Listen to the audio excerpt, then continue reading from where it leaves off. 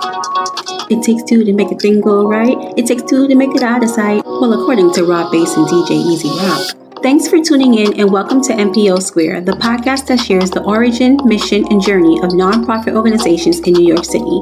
Our guests discuss the humble beginnings of their organizations, the challenges and triumphs they face, and how they've managed to expand.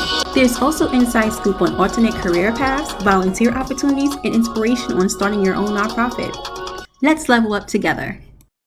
Hello, everyone. My name is Adia Johnson. I am the host today for NPO Squared. And today we have Rio Sakairi, who is the artistic director at the Jazz Gallery. So thank you, Rio, for joining us today. Thank you. Thank you for having me. So the Jazz Gallery is close to the Empire State Building in New York City, and it's been open for almost 30 years. So if you can share a little bit of its backstory of its inception. Sure. So actually, where we are right now is it's our second location. We used to be at 290 Hudson Street, and this was the background that you're seeing right now is a staircase going up to the old Jazz Gallery, and it's sort of a loft-like space. It's very long and narrow, and this space used to be a rehearsal space for Roy Hargrove, the late great trumpeter.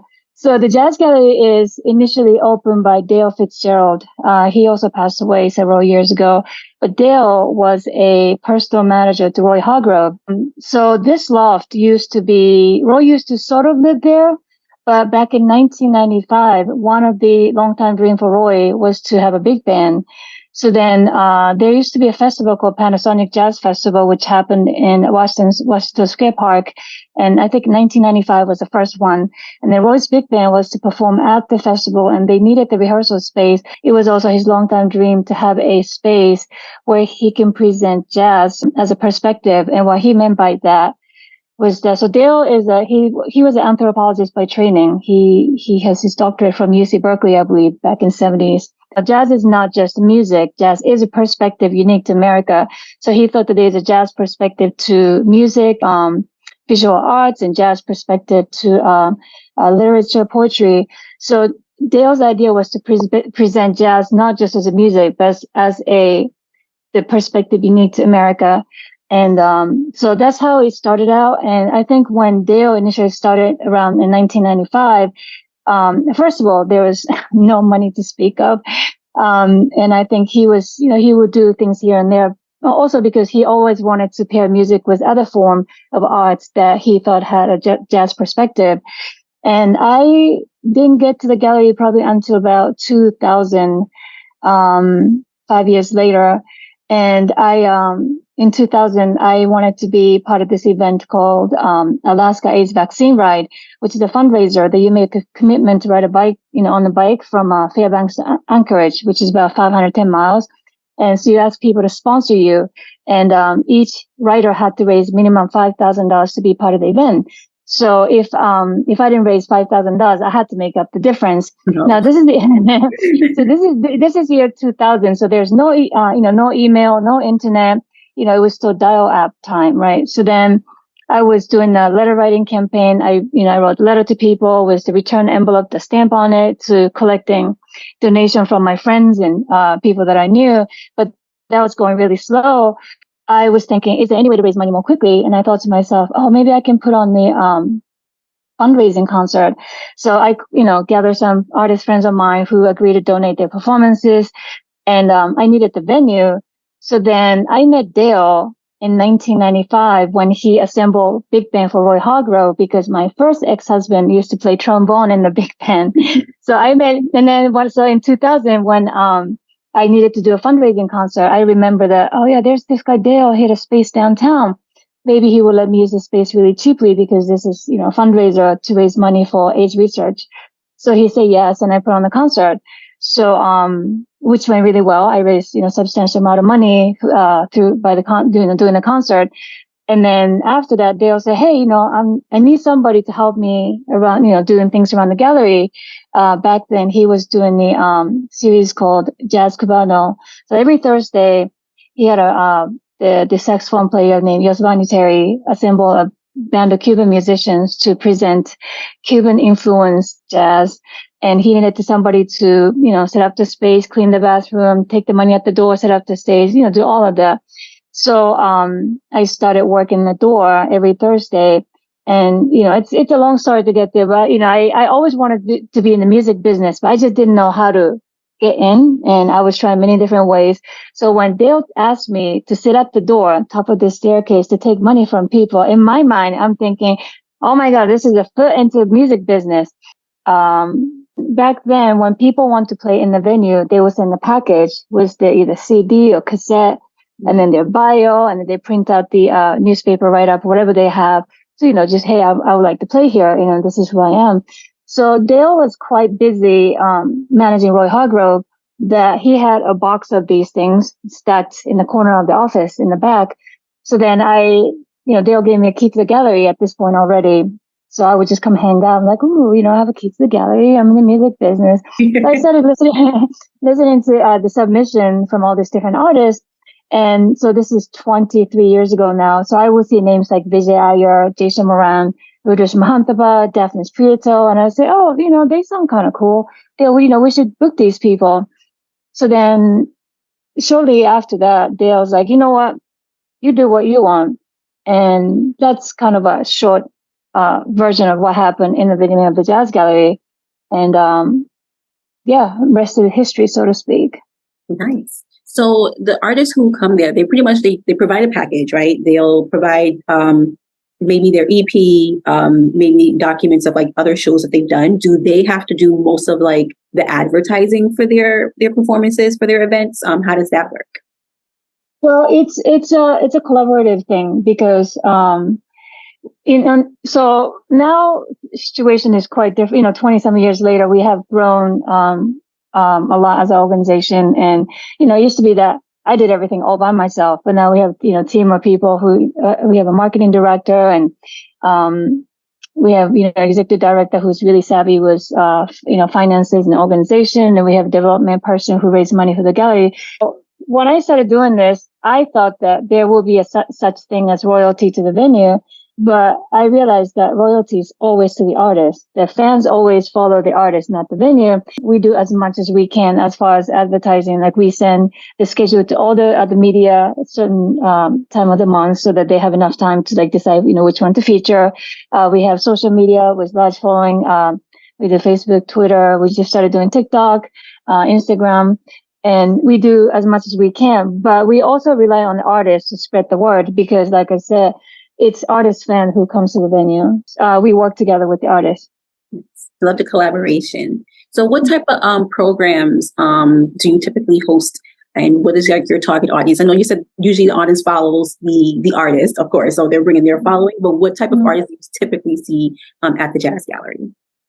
Oftentimes when we go in for funding, because we do so much that grant officer would say, oh, I thought your budget would be a couple $1 million a year. But we do so much with so much less. We have learned over the year how to do things, very effectively. But in the beginning, there was really no budget to speak of. So then I was, so they'll say, okay, take this and you can do whatever you want to do with it. But I was like, well, I have no budget to do whatever I want to do with it. So then I thought that if I work with the young artists who are looking for opportunity to perform rather than, they're just more concerned with having the opportunity to perform and build a career.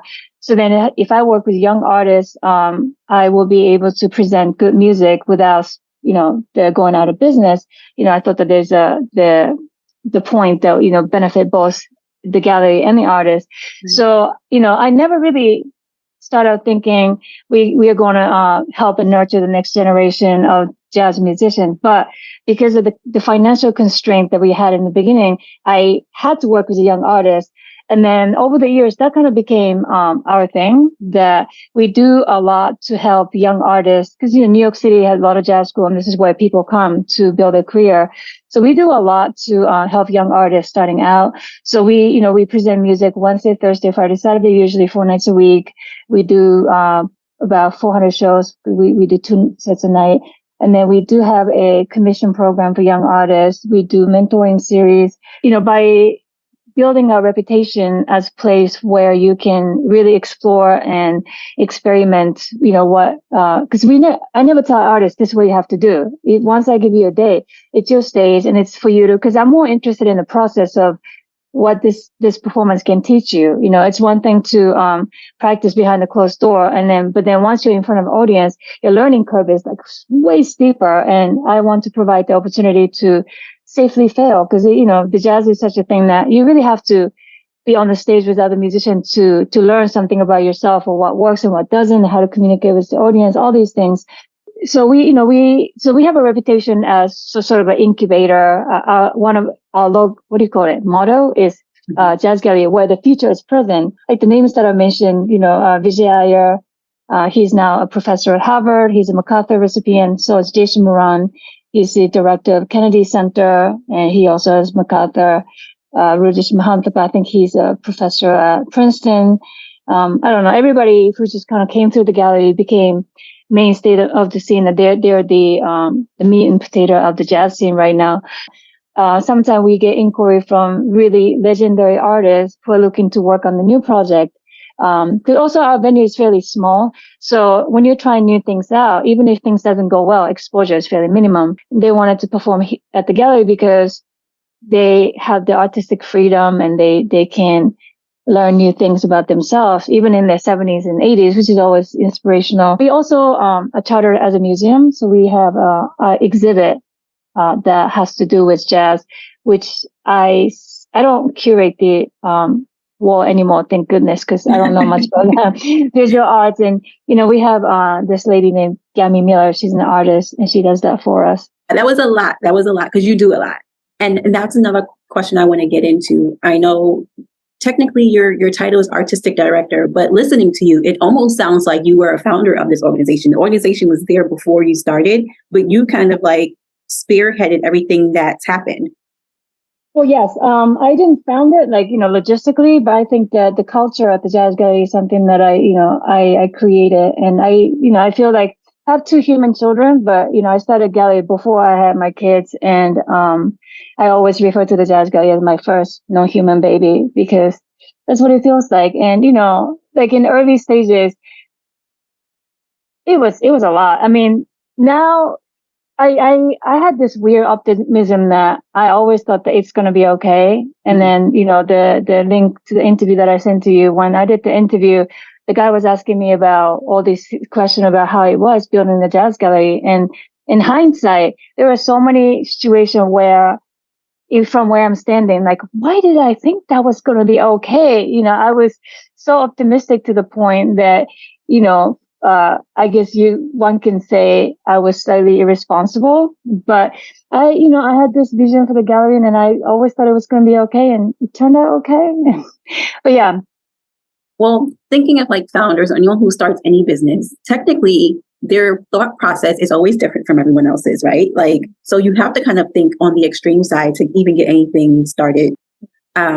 You mentioned earlier that you did everything by yourself, but now you have kind of like a team, and you have someone who is like a development associate who helps with the fundraising. So how hard is it to fundraise for the Jazz Gallery, and what does that look like? The funny thing is money attracts money. So the more money we get, it's easier it gets. But it's it's not just one thing. It's always doing everything, because you have to do everything all the time. So we have a membership program where people will give a certain amount of money, and they get a membership, and they get discount too. But membership fee really helps the cash flow. And then we do salons for higher donors, people who can give us a little bit more. We do gala each year. We do fundraising auction, and then we will apply to any grant possible. Now that we have one person whose job is to do organize fundraising, that we just apply to any and all grant that's possible. And, it's a constant thing. It's never like, we got a big chunk of money, we're good. But then, we have to think about 5 years from now, 10 years from now. So, just because you got a big chunk of money, you can't spend it today because you don't know what's going to look like 5 years from now, 10 years from now. We just got an email from, Department of Cultural Affairs of New York City that they are going to finally have to cut some money out of arts because of the immigrant crisis that's happening. They have to divert a lot of funds, and things like that happen. So we have a new executive director. She's been with us, well, actually almost 10 years. She's very good with, because I'm not good with the money and organizing, but she's really like building a structure that can withstand test of time in terms of like making sure that we can pay the rent every month for the next 10 years, and something that I wouldn't think about. But I always want to spend more money and pay artists more and do this, and she's like, no, because for this reason. So there's a good balance between me and her. So when COVID happened, my initial reaction was, oh my God, what am I going to do? I run a live music venue and people can't congregate. But, I firmly believe in that we can manifest any and everything. And when that happened, I realized that, okay, so outwardly, the world is going crazy and this COVID is happening, but the principle that makes this universe go around hasn't changed. Gravity still works, and how you manifest things is still the same. And I realized that this COVID time will be the time where people who understand the principle, how this works, and people who are caught up in the surface reality, there'll be a huge gap between those two groups of people. I decided that, okay, so I am going to thrive through COVID. And, there's so many places that, especially jazz venue, went out of business, but we actually expanded our space. And, I've done a lot of online programming. There are more people in the world who are aware that we exist. We used to have people tune into a program, from, Europe and South America and all these places, which was not, possible before. So, I think the fundraising is challenging, but also, so then I realized the Jazz Gallery became known for this programming. New York Times called us the most imaginatively booked jazz club in New York City, and, all these things. So then at a certain point, challenges that how can I do this better? And I'm always competing with myself at this point. And then also, I think this is something that I did not want to touch upon for a long time, because I thought that if I do a good job, it doesn't really matter what kind of container that I'm in. But after 20 years of doing this, the fact that I'm a female immigrant, of color, really affect how outside world treat me. It's unfortunate, but it's a fact. And, I came here from Japan. So then when I came here, I didn't understand that there's a gap between how I see myself and how other people see me. And I think probably like first 10, 15 years of my doing this, I was kind of ignored by the jazz community, like, jazz power that be, which, I used to feel a certain way about it. But I realized that it was to my advantage, because I built the Jazz Gallery to what it is today, where now, the bigger venue and people outside of New York are looking to us to see, okay, so what's next? What are the gallery doing? So I don't work with big artists, or I'm not always, I'm concerned with the attendance because I want people to hear the music, but we don't run as a commercial venue. We run as not-for-profit. So then that's not a top of my list. I don't have to think about profit and, like loss and all these things. So then I was able to build something that's unique and, can stand on its own. Then now that we're getting slightly bigger, I think, our board and everybody's sort of impulse is that, oh, we should do bigger things. But I feel like there's so much more we can do to support artists. We can deepen our practice. And then that's the kind of expansion I like to see, rather than, oh, we're just going to do bigger things. And, because everybody else, the money could do that. But I want to keep doing things that only we can do, but better and deeper. And I think that continues to be a challenge, because once you are established and people have certain expectation, even when you do a good job compared to what other people are doing, because we have been doing a good job consistently. Right. It's sort of like, because you do a good job, I'm working against myself. I find so much joy in work, and, jazz people are great. So it's hard, but it's fun. What has been your most memorable experience at the Jazz Gallery? Like an artist, or maybe like an event that happened? Oh man. Well, I get this question often. I don't know. The one thing that comes to mind immediately is that one time this artist who worked with Harry Belafonte was performing. So then Harry and his wife wanted to come see the show. And this was, 20 years ago. So this is in the all space, like, sort of janky loft. And then they came in the suit and his wife dressed, has a nice dress and hat. And, they were thinking jazz club and, and Harlem back in the heyday. And I felt bad that they were there in this, loft and cramped chair, but they were, super gracious and,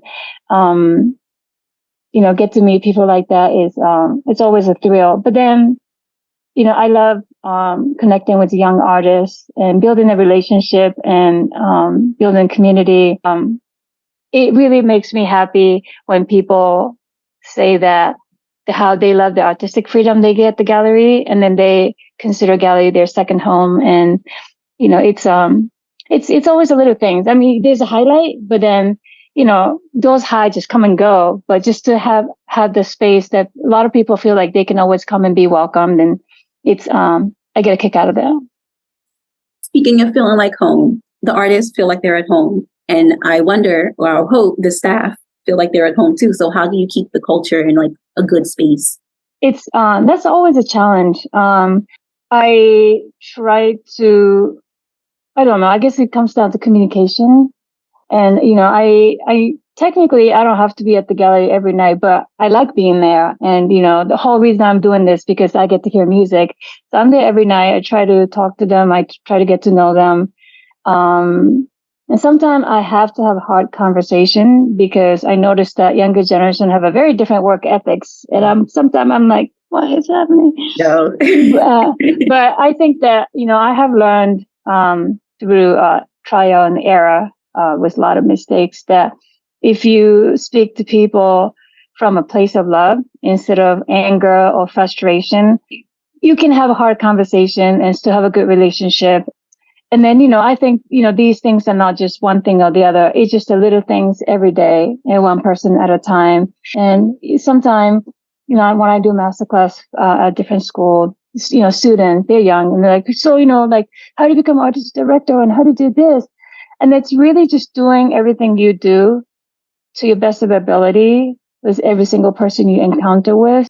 That's, it seems like that's really is the only way. There's no sort of, magic portion or special hack or skills, it's just one thing at a time.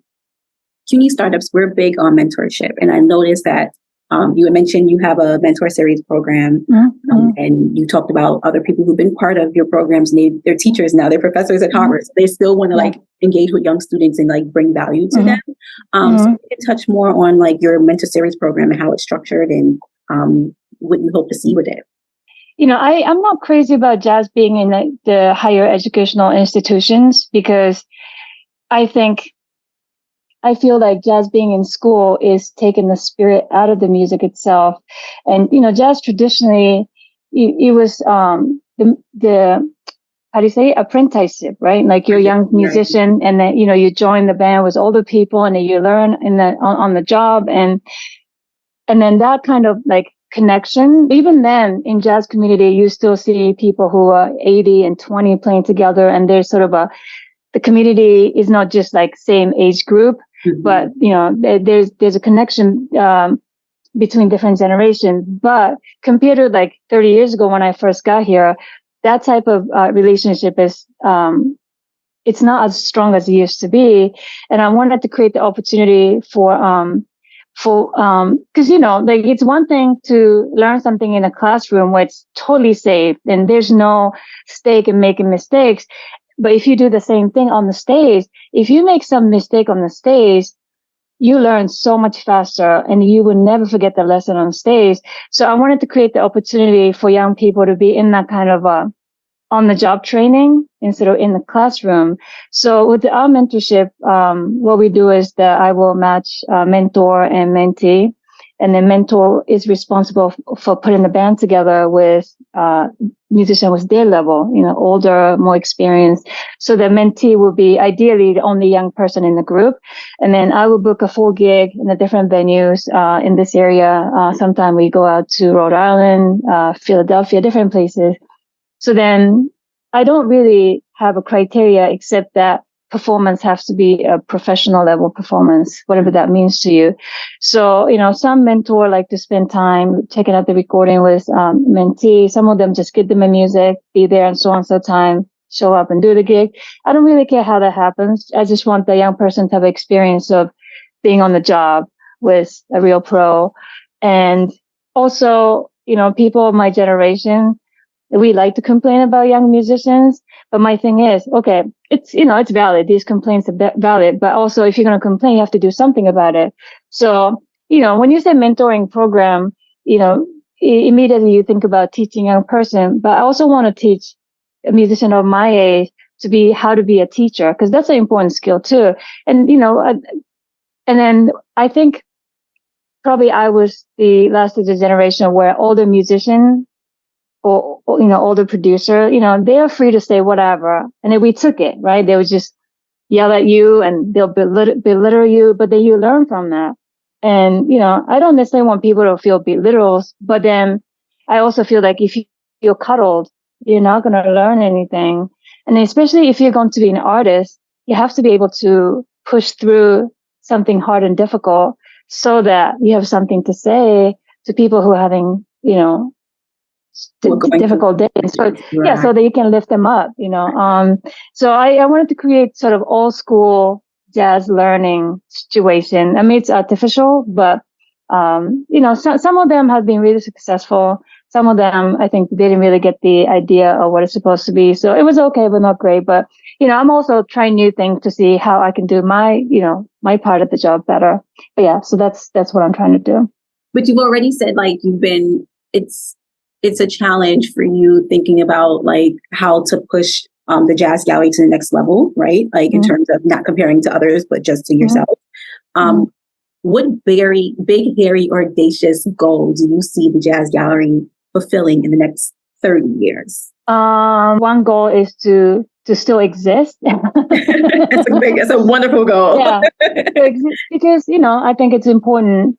Because there's so many places that went out of business during COVID, and I'm waiting for somebody to start, a couple more new clubs because we need more places for scene to be bustling. But yes, the one big goal is I guess still existing, and also still doing the good work that we do. But it's challenge as a human being to keep the excitement going when you do something for so long, and I don't see myself being involved in the gallery for the next 30 years. Well, because I'm getting old, but, we have a special space in the jazz scene and just keep occupying that. And how can listeners learn more about, support, volunteer, anything with the Jazz Gallery? Our website is jazzgallery.org. And there is a link that says support that will tell you how you can support the gallery. But, I think the first thing is just show up and check out the music, because without audience, if tree falls and nobody hears it, it didn't fall. Like especially, jazz, it's important there's an audience too. There's exchange of energy between musician and audience. Mm-hmm. So just come check out. And then, sometimes you might hear something that you're not really into, but be open to something different. The last weekend we present, we do things that are sort of middle of the road, experimental, different kind of thing. And, there's certain musicians that appeal to everybody. And then last weekend we happened to present somebody, pretty like out there.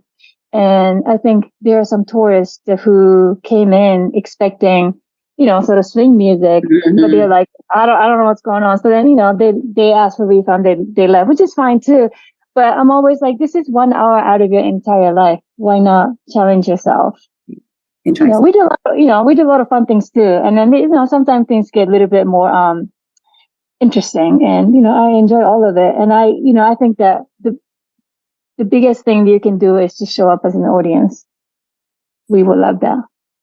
Well, thank you, because I know music music connects us all, right? Like you just mentioned, everyone has incredible, yeah.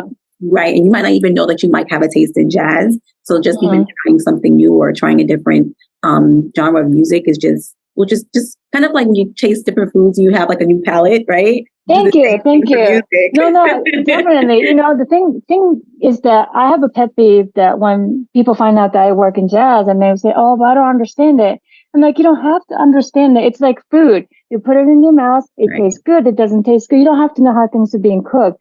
Does it feel good to you? Does it make you feel things? I mean, I think I fault the people in our industry to be, there's the wall between audience and jazz in a way that I don't like it. When some organizations say jazz, America's greatest art form, and I'm thinking, yes, it's true. Why would you say that like that? You don't want people to listen to it. Do you know what I mean? There's a way to make something difficult palpable. And I think that there's a reason 4-star Michelin restaurant has a nice decor and, the music is nice and plates are beautiful and waiters are trained certain way, things are served certain way, because even the best food, if it's served in the bad, like, I don't know, paper plates and, fold out metal chair, it doesn't taste the same. Our senses are so fraught that, I think that there's a way to make something really substantial arts to be presented in a way that people are more open to it. And I think that, that's our homework, as a jazz community, instead of saying, oh no, that's not jazz. Oh no, you can't come because you don't know so and so. Like, no, everybody's welcome and it's just music. It's not that deep. Thank you, Rio, for providing a vessel for people to experience it, regardless if they're going to like it or not, just experience it all together. And it's been a pleasure talking with you. Yeah, thank you for listening.